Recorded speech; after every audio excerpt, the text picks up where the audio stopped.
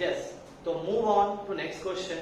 हम लोग एक क्वेश्चन कर चुके हैं कंपैरेटिव इनकम स्टेटमेंट का, एक और करते हैं, अगले ही क्वेश्चन करते हैं। हम लोग इलस्ट्रेशन 5 किया था, तो अभी हम नेक्स्ट क्वेश्चन कर रहे हैं, इलस्ट्रेशन 6 कर रहे हैं। ठीक है, देखिए सेम है, एक बार और करा रहे हैं ताकि हम लोग को रिपीट करने से क्या होगा, माइंड क्लियर होगा कि कैसे अरेंज किया जाता है। देखिए ध्यान से सुनिएगा, बस इसमें खाली ईयर चेंज हुआ है 2018 2017। तो हम बार बार आप लोगों को समझाएं 18 और 17 है, तो 18 तुम्हारा लिए करेंट ईयर हो जाएगा, 17 क्या हो जाएगा, प्रीवियस ईयर। इसीलिए देखो यहाँ क्या लिखा है 2018 है, यहाँ क्या लिखा है 2017। Okay, now from the following information drawn and statement of peer account prepare comparative income statement। ये लिखा हुआ साफ सीधा comparative, prepare comparative income statement, एकदम क्लियर हो गया। चलिए अब आप बताइए कि सर कंपैरेटिव इनकम स्टेटमेंट जब हम लोग बनाते हैं, चाहे वो कंपैरेटिव हो या कॉमन साइज इनकम स्टेटमेंट, अभी बैलेंस शीट नहीं कर रहे, इनकम स्टेटमेंट, तो इसका फॉर्मेट में सबसे पहले क्या आता है, रेवेन्यू फ्रॉम ऑपरेशन। क्या आता है, revenue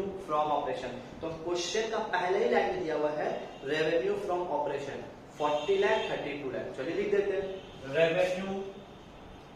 revenue from operation 40 lakh 32 lakh, 40 lakh 32 lakh. Next revenue from operation के बाद क्या आता है, अदर इनकम। तुम चेक करेंगे क्वेश्चन में है, रहेगा तब लिखेंगे, नहीं है तो नहीं लिखेंगे। वैसे उसके बाद 4 ही आइटम दिया हुआ है, लेकिन अदर इनकम के बारे में क्वेश्चन में जिक्र ही नहीं है। तो आप लोग टेंशन मत लीजिए, जब हम वीडियो सेंड करेंगे तो क्वेश्चन भी दे ही देंगे आप लोग को, अदर इनकम के बारे में जिक्र नहीं है। तो सर 2 ही चीज आता है इनकम में, 2 ही चीज आता है, रेवेन्यू फ्रॉम ऑपरेशन और अदर इनकम। तो यहाँ पर तो सर एक ही आइटम आया, तो कोई बात नहीं है, हम एक ही आइटम को लेके कंटिन्यू करेंगे। तो यहाँ पर मेरा इनकम कंप्लीट हो गया, अदर इनकम नहीं आया, तो यहीं पर टोटल कर देंगे।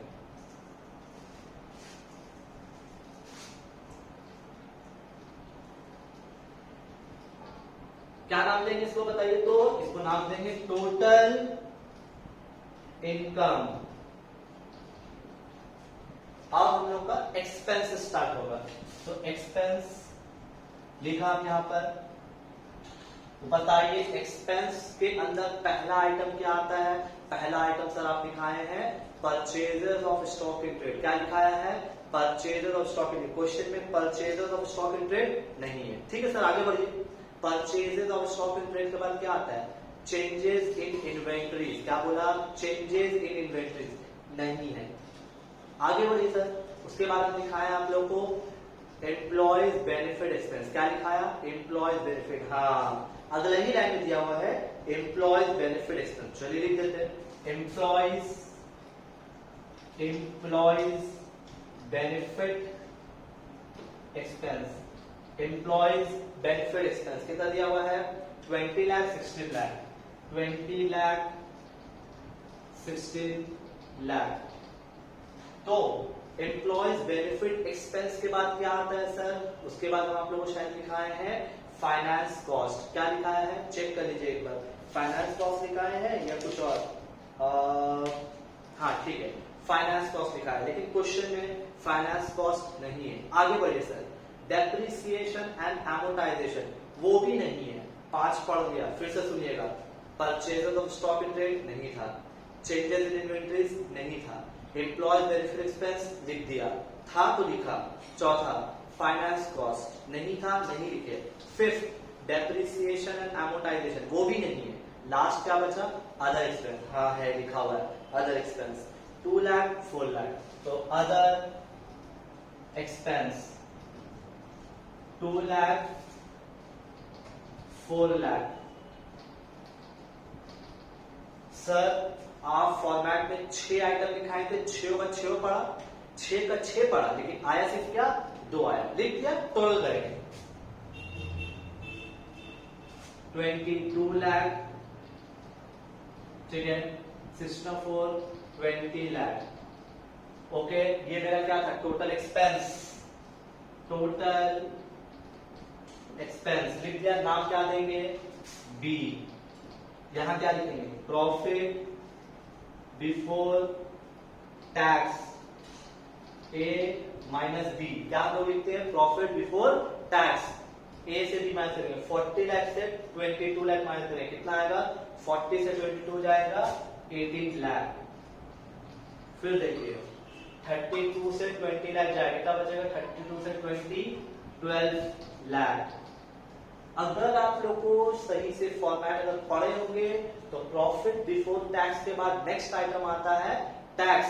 तो पिछला वाला क्वेश्चन में टैक्स नहीं था तो नहीं लिखा, लेकिन इसमें टैक्स है, हाँ है, दिया हुआ है 40%। तो देखिए माइनस टैक्स 40%। अब तुम हमसे सवाल करोगे सर टैक्स 40% लिखो, किसका ऊपर लेंगे, ये वाला फिगर है, 18 लाख का 40%, 12 लाख का 40%। सही से सुनिए, टैक्स कितना बोला है 40%, तो 18 लाख का 40% लेंगे, 12 लाख का 40% लेंगे। तो देखिए 18 लाख का 40% आता है 7,20,000, 7,20,000, और 12 लाख का 40% आता है 4,80,000।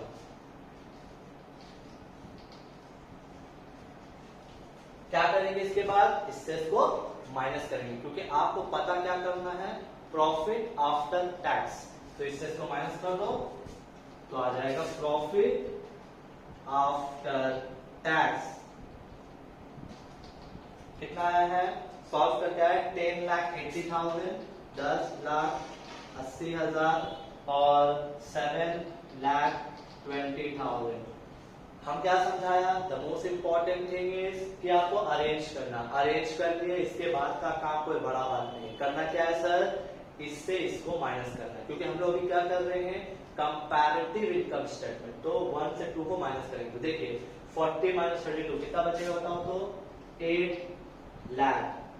40 minus 32 8 lakh, 20 minus 16 4 lakh, 2 lakh minus 4 lakh minus 2 lakh,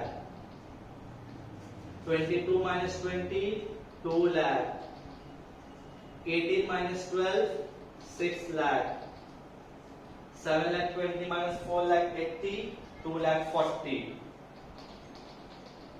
and 10 lakh 80 minus 7 lakh 20 तो कितना आएगा, 7 लाख 3 लाख 60। माइनस कर दिया, उसके बाद क्या निकालते हैं, परसेंटेज चेंजेस। क्या निकालेंगे, परसेंटेज। कैसे निकालेंगे, तीसरा थर्ड कॉलम का फिगर को प्रीवियस से डिवाइड करेंगे। मतलब फिर से समझा रहे, 8 लाख डिवाइडेड बाय 32 लाख। फिर से सुनो, 8 lakh divided by 32 lakh into 100। Sir 32 lakh से क्यों डिवाइड करें, क्योंकि हम अभी क्या समझाया कि हम लोगों को प्रीवियस ईयर का फिगर, बार बार दिमाग में डालिए, प्रीवियस ईयर, करंट ईयर नहीं, प्रीवियस ईयर का फिगर से डिवाइड करना है। तो 8 lakh divided by 32 lakh into 100, तो परसेंटेज आएगा 25%। ये भी 25%। 4 lakh divided by 60 lakh into 100, 50%। ठीक है, उसके बाद फिर देखिए minus 2 lakh divided by 4 lakh into 100, 50%। फिर देखिए, अच्छा